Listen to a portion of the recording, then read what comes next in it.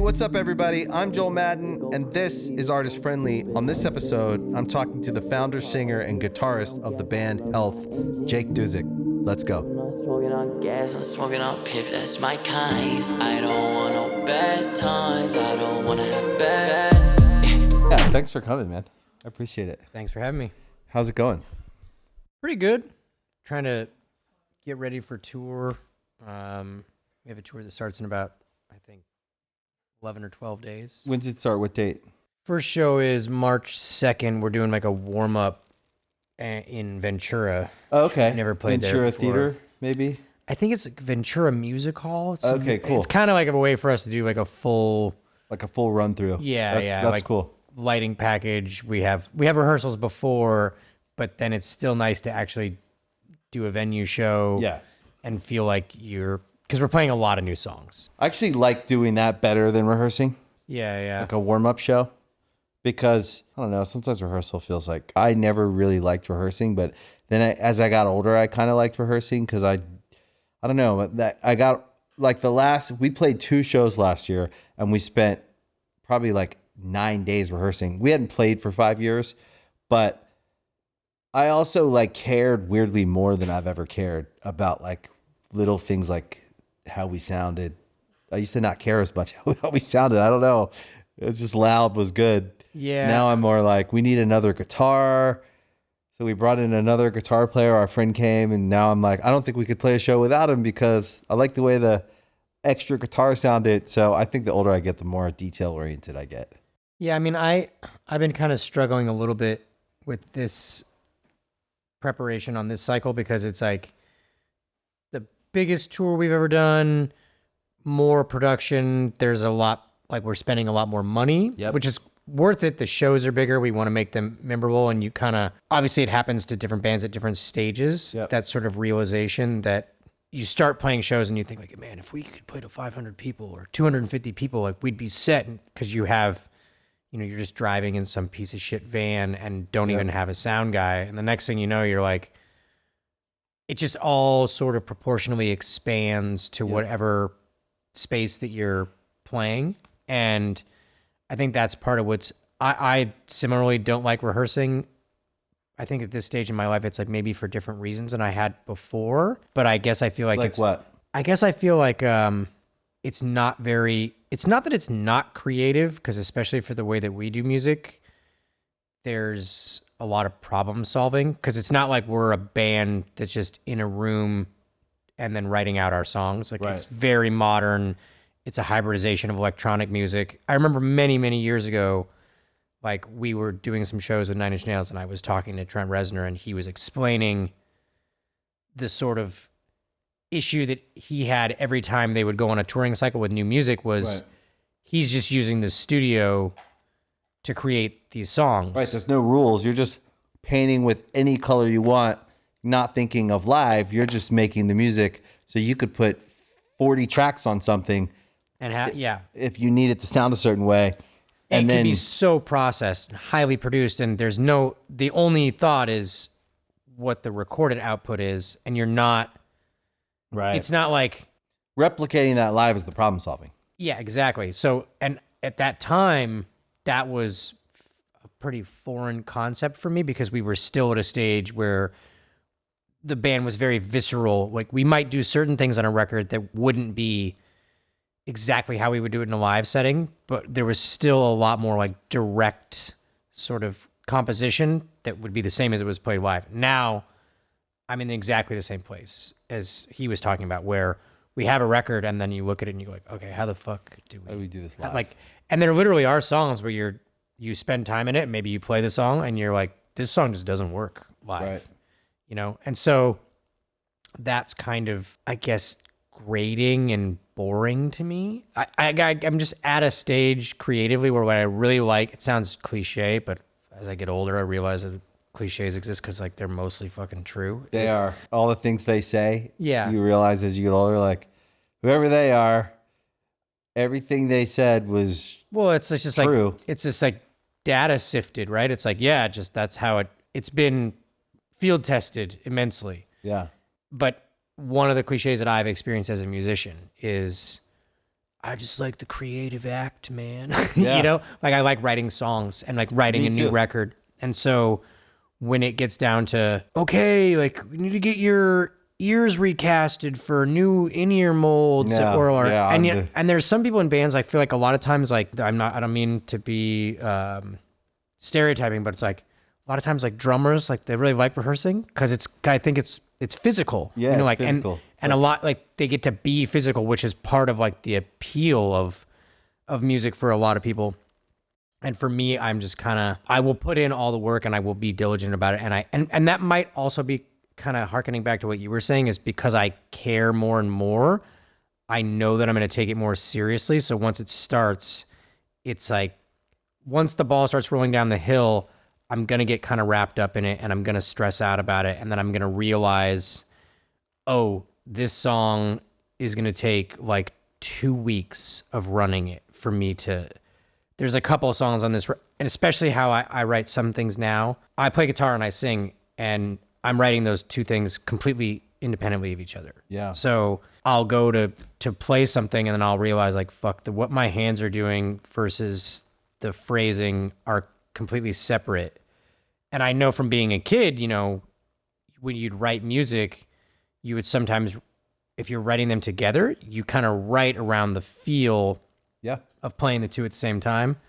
So it's just like all these things I got to decipher and figure out. And it's just kind of time consuming and very, it's just like the work part of it. It's still a great job. It's just not my favorite. I feel from my experience, when I was younger, I didn't take myself or what I was doing as seriously as I do now because it all felt like it was a magical thing that happened to me. Yeah, that's the magic of being young and being in a band. Right? Like I didn't give myself credit for all those nights in the van or all those shitty gigs and all the showing up that you have to do to get in the position, to get the opportunity to play on the bigger stage, then the bigger stage, and the bigger stage, right? Where you're at today and where you were at and where I was at when we were 18, totally different places in our life, right? Yeah. It's a never-ending amount of work to exist as a professional in a field that's not a very professional field. It's art. It can be subjective to everyone, right? So as I got older and I started to be more focused on the things I was doing from a perspective of like, no, I want to do this right as I can. It got a little harder because I was a little bit more detail oriented. I was a little bit more critical. Yeah, I mean, I think I actually resonate very much with what you're saying. I definitely think that for me, I have come to take all of those things a lot more seriously. And part of that is because, you know, you have experience and perspective on seeing bands in different stages of their career. And you can really tell, like, there's a kinetic, joyful nature to watching a young band. Even if they're sloppy on stage, like you can sense joie de vivre, like they're just like they love being there. And It's like naive in the best way. yeah, and you can communicate a really memorable experience for an audience and for yourself on stage being at that place in your life. And then you have the experience of seeing other bands as you get older where you see a great show and you realize how much fucking work goes into that show, like how much thought in terms of presenting the music to create an experience for everybody that is memorable and stands out from others. And then you can see where people phone it in. And it's just like, oh, they have this backdrop that looks exactly like what you would think it would look like, and then everything is gonna do, or it just sounds shitty. People, you know, like they don't want to be there, and you can tell. And it's sort of, we're still a small band, you know.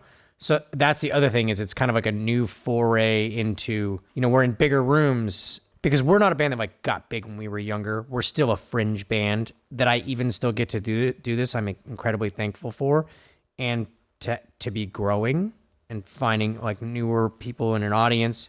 And I think that that's maybe, as you were sort of alluding to, kind of daunting because it is a responsibility and a pressure.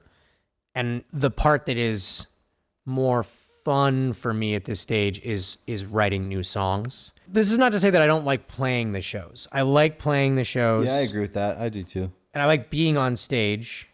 But you know what touring is like. It's like a lot of fucking hurry up and wait. Yeah, it's like 23 hours or 22 hours of stuff of waiting and doing other stuff for an hour and a half of really great.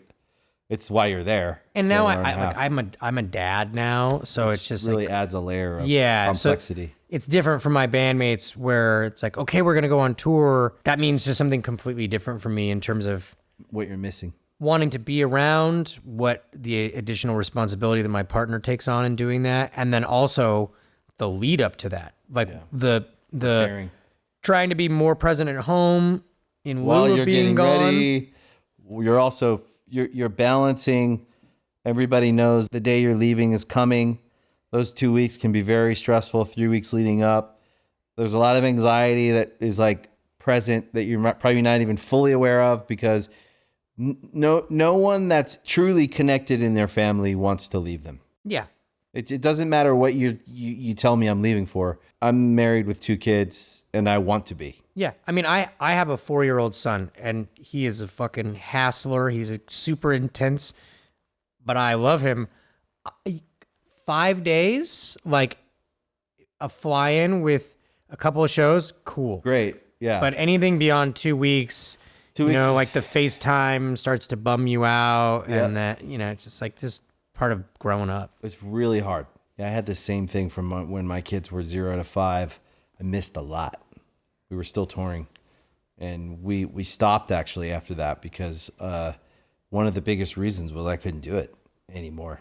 After they were like 5, 6, I just found it like was really hard. And listen, I hear what you're saying about your band. I think you guys are a really important band, and size is an interesting thing because it's hard to measure the size of importance. I kind of just meant more in a logistical sense. Right, and the of logistics of the venues. And yeah, I mean, if we were a little bit bigger, I could like TO a lot of stuff to production people where, you know, like I know bands that are really big where it's just like, they don't put a pedal board in a case ever. Right. They, I have crew, but I have to be, so it adds an additional layer of responsibility of, I'm very detail oriented. So I'm going to notice if I don't think that the lighting is right.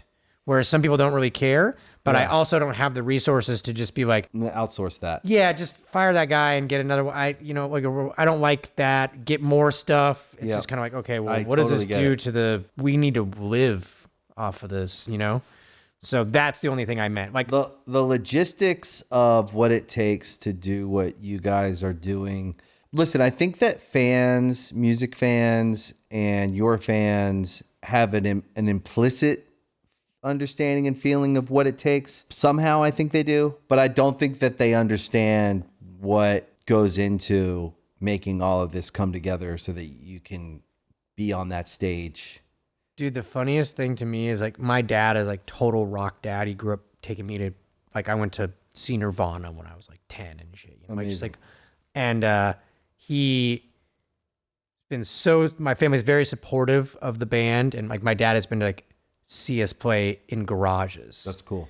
And to this day, and this is something that I've tried to explain to people because this is how the general audience going public is, and you all understand this just implicitly, is like, I can't remember, it was a couple of years ago, we played a show in Portland and then a show in Seattle. My dad went to both shows. I'm from the Northwest. Are you like up there? Yeah, I'm from Seattle. Cool. And that's why I got the fuck out of there. I don't like the rain. Yeah. So, but anyway, same set.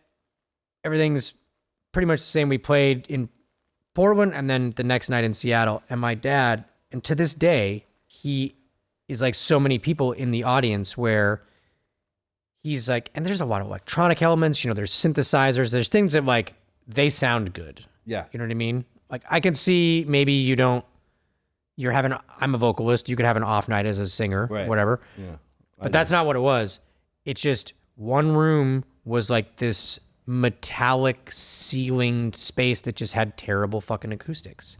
And we all know from touring, you're like, beautiful room, 100-year-old theater. It's not made for loud music. It's going to sound like shit. I'd rather play the concrete box, whatever kind of thing, because it's physics. Yep. And it's just like, not understanding that as a concert goer. And that's what's so pure about it, is a lot of people are just there ingesting the experience. But my dad is just like, you guys sounded terrible tonight, but you were good last night. And I'm trying to explain that room everybody is going to sound bad in that room.